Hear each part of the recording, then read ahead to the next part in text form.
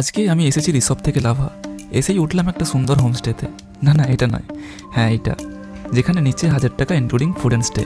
হোমস্টেতে bag রেখে লাভাটা একটু ঘুরতে বেরিয়ে বুঝতে পারলাম ঠান্ডা কাকে বলে। যেখানে সাউথ বেঙ্গলে প্রায় 40 ডিগ্রি, সেখানে লাভাতে হাড় কাঁপানো ঠান্ডা। শুনেছি এখানে উইন্টার টাইমেও কিছুবার স্নোফলও হয়েছে। লাভা এলে সোয়েটার তো অবশ্যই দরকার। 13 ডিগ্রি নাও, আর আমার কাছে কোনো সোয়েটার নেই।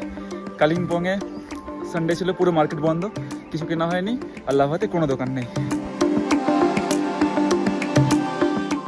আসলে আমি ছিলাম একটু গাধা।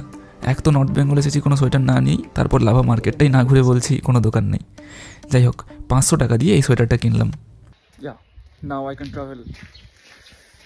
এবার তো একটু ঠিক লাগছে ভাই, প্রচুর ঠান্ডা ছিল আর বেঁচে গেছি কোনোভাবে।